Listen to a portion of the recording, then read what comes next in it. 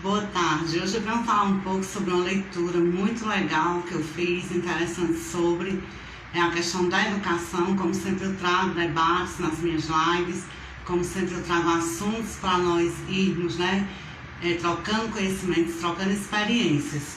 Eu fiz a leitura do texto As Reformas Educacionais e os Planos de Educação de Libânio, onde eu vou trazer um pequeno breve histórico sobre todas essas questões, dessas reformas educacionais, e depois concluir. E quem quiser participar, fica à vontade. Então, nós sabemos que a partir de 1920, logo com a industrialização, nós tivemos uma educação de caráter elitista, ou seja, uma educação voltada para a minoria e não para a maioria. Uma educação seletiva. Já agradecendo, Claudiana, que está participando.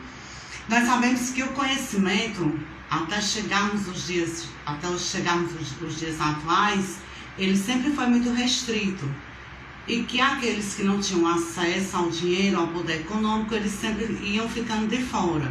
Ou seja, uma educação voltada apenas para a elite, Nós tivemos também as escolas novistas, em 1932, com a racionalidade científica na educação. Aí eu faço uma pergunta. Reformas educacionais é uma solução para a educação brasileira ou é uma estratégia política? Então essa pergunta é para nós refletirmos se essa educação, que fala tanto em reforma, que fala tanto na questão política, ela realmente está voltada para o benefício do papel real da educação, ou ela é somente, unicamente, uma estratégia dos políticos, Mas vamos adiante no que eu li no artigo. Eu li um artigo muito interessante, que é as propostas, que fala, das propostas das reformas educacionais, onde é citado o Banco Mundial. O Banco Mundial para a Educação, são feitos exatamente, basicamente, por economistas, ou seja, tudo que passa por esse banco em volta e que envolve a educação é realizado por economistas. Existe aí uma contradição, que é muito interessante, fala no artigo. A formação dos professores sendo um dos elementos determinantes para uma educação de qualidade, mas não admite que o salário dos professores seja tão importante, assim como não considera ser garantia de qualidade o tempo que o aluno permanece na escola, bem como a estrutura desta. Então, a reflexão que eu faço sobre esse artigo é o seguinte: por que tratar da educação com economistas e não com educadores?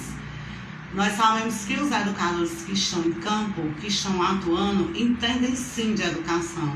Os economistas, eles vão entender, de economia, lógico. Então, é essa crítica que eu faço quando no artigo fala sobre a questão do Banco Mundial, Aí nós vamos para 1988, onde a globalização vem trazer a mercantilização da educação. Ou seja, em vez de se obter uma educação, compra-se uma educação. Nós sabemos que a educação mercantilista, ela tem esse padrão, de vender a educação, de vender resultados, de vender a aprendizagem dos alunos. E nós sabemos que a educação, ela tem que ser democrática, pública e de qualidade. Nós sabemos que nessa política neoliberal, estaremos sempre voltados para o individualismo competitivo, ou seja, cada vez mais as pessoas estão ficando mais individualistas nesse sistema neoliberal da educação, porque esse sistema, ele visa unicamente o individualismo, ele não visa o sociocrítico, ele não visa a democracia. Aqui eu cito um exemplo, os instrumentos de avaliação utilizados nas escolas brasileiras, que muitas vezes mascaram a realidade. É errado o aluno passar por uma avaliação externa? Não é errado, eu não estou dizendo isso. Agora, nós sabemos que a avaliação externa, ela não é o produto final. Ela tem que ser, ela tem que ser um acompanhamento, ela não pode ser um resultado final. O aluno tirou tal nota, então ele está dentro da questão da aprendizagem, ele aprendeu. Não é assim, nós sabemos que a avaliação, ela tem que ter um processo contínuo, onde o aluno todos os dias está aprendendo. E não, assim, de uma hora para outra, trazer o que vem lá de fora, muitas vezes, para o nosso aluno, que tem uma realidade totalmente diferente desses alunos, por exemplo, de São Paulo, Rio de Janeiro, como é o aluno de Fortaleza, como é o aluno do Crato, como é o aluno do Juazeiro, ele é o mesmo aluno lá do Rio de Janeiro? Lógico que não. Então, as avaliações, elas têm que ter essa questão da realidade do aluno, trabalhar isso, né? Aí aqui eu cito dados estatísticos que os alunos estão aprendendo, né? Falta o desenvolvimento da sua capacidade crítica e da sua autonomia. Mais importante do que os dados quantitativos são os dados e a questão qualitativa, como esse aluno está realmente aprendendo na escola. Aí eu trago aqui um breve histórico de toda a questão dos governos até chegarmos nos dias atuais, né? Onde eu cito Gustavo Capanema, do Estado Novo, que foi o ministro da Educação no governo de Getúlio Vargas. Qual era a proposta dele? Lei Geral de Ensino para depois propor um plano de educação com o objetivo de orientar e controlar racionalidade e controle político-pedagógico. Né? Isso aqui eu citei do texto que eu estava lendo. Após 1964, com a ditadura militar, surge a racionalidade tecnocrática na escola, que vai também para a Era Sarney, de 1985. Em 1990, já no governo Collor, teve início a discussão internacional sobre um plano decenal para os 9 países mais populosos do terceiro mundo. Em 1995, já em FHC, apresenta seu plano, né, de reforma na educação brasileira, dando continuidade ao plano decenal de 1993. Artigo 87, né, aí vai surgir depois, logo após a LDB 9394/96. De 2001 a 2010, vem o PNE, o Plano Nacional de Educação, criado para estabelecer políticas e metas para 10 anos. A importância de um plano, o projeto de educação independente dos governos no poder, ou seja, onde os intelectuais eles vão elaborar um plano independente de quem esteja no poder naquele momento, independente de quem seja o presidente. É nessa forma que vem o PNE, né, que é o Plano Nacional de Educação, com metas, com propostas e numa visão mais crítica e mais democrática. De 2003 a 2006, surgem as políticas, né, do primeiro governo de Luiz Inácio Lula da Silva, onde tem uma escola do tamanho do Brasil, onde vem apresentar uma condição da educação para a cidadania, né, e vem com a proposta de pensar a educação como uma ação relevante na transformação da realidade econômica e social do povo brasileiro. Ou seja, a educação vem nesse sentido aqui, nesse contexto de libertação. Já a partir do momento que você tem acesso ao conhecimento, você mudar também a sua vida intelectual, a sua vida social, a sua vida econômica. Ela vem com esse poder de transformação e não mais de reprodução, né? Aí adiante, as reformas, né? Tem finalidade de proporcionar educação de qualidade, né? Se não for assim, ela não é bem aplicada, ela é inútil. Ou seja, essas reformas elas têm que estarem voltadas para a qualidade do ensino e não para a questão quantitativa. Não adianta ter números lá em cima se a qualidade não está entrando em acordo com essa questão quantitativa. Não podemos ver as reformas na questão quantitativa nunca, né? Como eu já falei. Saviani propõe dobrar o PIB para a educação, como os países que têm sucesso na educação, né? Como Estados Unidos, Canadá e Noruega. Já no governo de Dilma Rousseff, vem a educação de qualidade, ciência e tecnologia para construir uma sociedade do conhecimento, garantindo assim a educação para a igualdade social, cidadania e o desenvolvimento. Então, de Getúlio Vargas até chegarmos até aqui no momento, nós estamos o quê? Estamos em um processo de construção da educação, de uma educação, né, até chegarmos à educação democrática, crítica, social e voltada para questões de cidadania e construção de novos conhecimentos. E bem interessante que nas minhas leituras, nos meus trabalhos, eu vi vários vídeos, né, da Helena Bomeni, que ela fala da diversidade em relação a atrasos e avanços na educação. E ela fala também da desigualdade diferenciada e na questão de equalizar, né?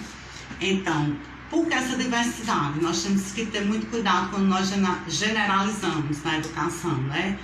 Como eu já falei, o meu aluno, se ele mora lá no Rio de Janeiro, a realidade dele vai ser diferente do aluno que mora no interior do Ceará.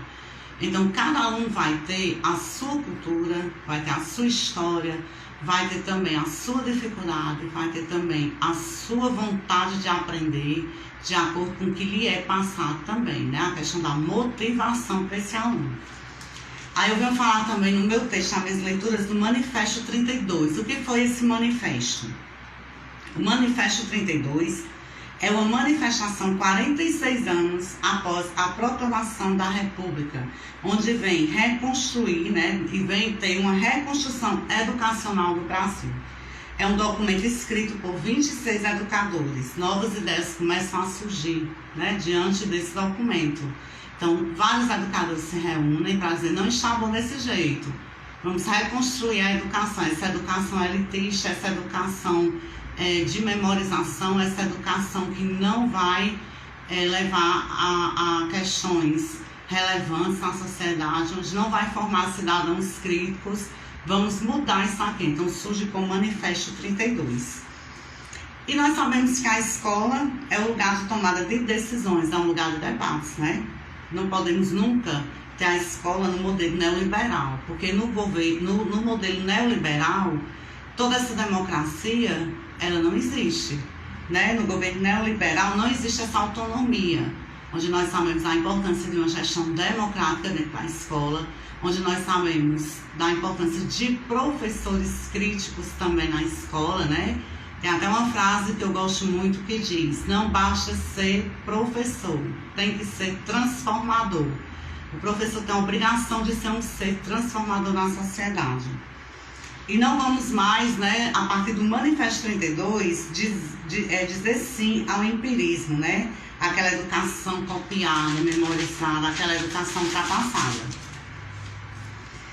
Aí, diante desse texto, que eu achei belíssimo, né? Um texto muito bom de se ler também do Libânio, eu trago algumas reflexões. As políticas educacionais implementadas não resolveram a sobrecarga dos professores, quando a gente vem para a nossa realidade brasileira, né? Então, é como eu falei no início, a LDB, ela vem trazer um grande marco para a revolução educacional.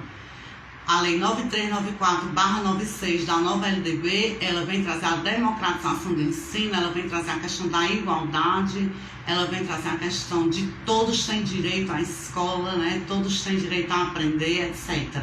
Mas se isso não for colocado na prática, não vai funcionar. Então, as políticas educacionais, elas ainda não resolveram a sobrecarga dos professores. Os professores continuam tendo que trabalhar 3 expedientes, 5 expedientes para complementar o seu salário, porque existe uma desvalorização. Nessa desvalorização, ela ainda não foi vencida, infelizmente. A juventude não se interessa mais pela profissão de professores.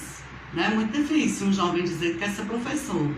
Né? Até eles brincam, né? Eu, como já fui professora também com jovens, eles sempre brincavam de dizer, Deus me livre de eu ser professor, né? Porque eles sabem da realidade, realmente são salários defasados, né? A profissão não é valorizada, mas é uma profissão que eu digo muito assim, eu não sei fazer outra coisa, a não ser ser professora. É uma profissão que eu escolhi por vocação, mas nós também, já falei, não podemos usar isso como sacerdócio.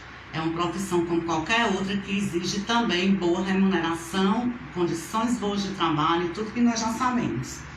Continuamos com um número excessivo de estudantes por turma, né, onde muitas das salas são superlotadas, onde muitas vezes a gente não tem nem como se locomover, com mais de 40, com mais de 30 alunos em uma sala de aula, muitas vezes sem ventilação. Muitos podem dizer que isso é besteira, mas não é.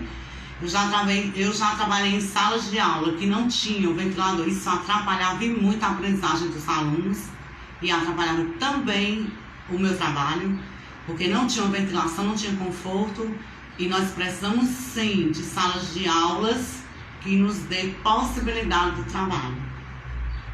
Escassez de material, continuamos com material escasso nas escolas, continuamos com alunos com enormes dificuldades na aprendizagem, continuamos também, né, onde o ritmo dos alunos não pode ser voltado para premiações, pressão, você tem que aprender, você tem que trazer um resultado bom, não é assim. O aluno ele tem que se sentir importante no processo de ensino-aprendizagem. Continuamos sem formação continuada, continuamos com contratações temporárias, né, que isso também não é bom. A terceirização do serviço público, nós precisamos sim de efetivação e precisamos que os concursos sejam feitos para a gente passar, né? Porque ultimamente os concursos têm sido igual ao Big Brother, uma prova de fogo. Você faz, participa do concurso, mas em compensação também você não consegue assumir. Então precisamos de uma mudança nesse sentido ainda. Condições adequadas de trabalho, como eu já falei, né? Gestão democrática é fundamental, participação da comunidade escolar. Precisamos de uma gestão que chame a comunidade para dentro da escola, que chame a família, que converse, que não seja aquela gestão de gabinete, né? Que fica atrás de um birô sendo chefe. Eu digo muito assim, existe uma diferença muito grande entre ser chefe e ser líder, né? O chefe, ele manda, o líder, ele diz, vem comigo, ele orienta. Então, existe uma diferença muito grande entre chefe e líder. Então, precisamos de gestões democráticas. E eu acredito que essa gestão democrática deveria acontecer com eleições, não por indicações, mas que a comunidade escolhesse, né, aquela gestão para atuar nas escolas. Isso é fundamental. E como estamos no cenário atual? De Getúlio Vargas até aqui. Estamos em um cenário de queda nos investimentos para a educação, estamos em um cenário onde a criticidade tem sido deixada de lado, né? Estamos em um cenário de defasagem, em um cenário preocupante. A educação muda de acordo com as estratégias políticas, isso é um fato. Então, esse texto vem falar assim, de acordo com o cenário político atual, você vai ter uma educação X ou Y. Por exemplo, na era de Getúlio Vargas, nós tínhamos um tipo de educação. Depois, nós tivemos outro. E assim, consequentemente, né? Porque é de acordo com a questão política. E a escola é um espaço de exercício político. Por mais que a gente não queira misturar, né? Por mais que muita gente diz, eu não misturo política com isso. Nós vivemos política o tempo todo, né? A política é um ato em si revolucionário, ser político, né? Política que eu falo, né? As pessoas confundem muito, é um ato político que eu falo quando você pensa, quando você pratica alguma coisa, quando você faz algo diferente, você está sendo político. Precisamos de um governo democrático, onde escola também seja educação democrática, né? E a nova LDB, ela vem trazer o acesso à educação gratuita e de qualidade, que até hoje nós estamos lutando, né? Nós sabemos que no papel é uma coisa, na prática é outra. E a partir da Constituição de 88, que fala que a educação é direito de todos e dever do Estado e da família. Então, esse breve histórico, né, que eu fiz aqui desse texto, vem falar justamente sobre essas questões. É muita coisa, não tem como falar tudo, porque o texto é bem extenso, mas eu trouxe, né, tipo, os pontos principais, onde a gente sai lá de Getúlio Vargas, né, e vamos passando até chegarmos aos dias de hoje. E como esse acompanhamento, de acordo com a história, com o breve histórico político no Brasil, também vai acompanhando o breve histórico educacional, onde nós chegamos até os dias de hoje, ainda lutando por uma escola pública, gratuita e de boa qualidade. Porque não adianta também a escola ser só pública e gratuita. Ela tem que dar resultados satisfatórios, né, diante desse contexto. E para finalizar essas leituras, né, eu trago, como sempre, pesquisas para que vocês possam acompanhar. Já agradecendo a quem está entrando, Cicinho, Cristiano Duarte, Laurivan. Sejam bem-vindos. Se vocês quiserem colocar algumas questões, fiquem à vontade. No YouTube, tem Helena Bomeni, que ela fala muito de reformas educacionais, que é muito bom, né? O conteúdo que ela traz. O artigo que eu li foi de Helena Araújo, que ele é da graduação de Biologia, que vocês podem encontrar em www.sintep.org.br. E o texto que eu li, as reformas educacionais, os planos de educação de Libânio, né? E uma frase, um pensamento para encerrar, de Salviani, que fala: para a pedagogia histórico-crítica, a educação é o ato de produzir, direta e intencionalmente, em cada indivíduo singular, a humanidade que é produzida histórica e coletivamente pelo conjunto dos homens. Ou seja, ele vem falar, né, que a educação é o ato de produzir e não de reproduzir, como era no passado. Quando eu reproduzo, eu não aprendo, eu não transformo. Quando eu produzo, eu aprendo e contribuo para uma sociedade mais justa, para uma sociedade igual e para desenvolver, né, a minha criticidade como ser atuante, que cobra os meus direitos, que faz a diferença. Então a educação ela tem que ter esse sentido e esse processo de construção crítica e nunca um processo de reprodução, né? Que ultimamente nós estamos muito nessa questão, nesse atual governo, né? Nós estamos muito nessa questão de reprodução, de voltar para a reprodução. E nós não queremos isso, né? Nós queremos reconstruirmos a nossa história dentro da educação, porque a educação ela é em si libertadora. Então, desde já agradeço quem já participou.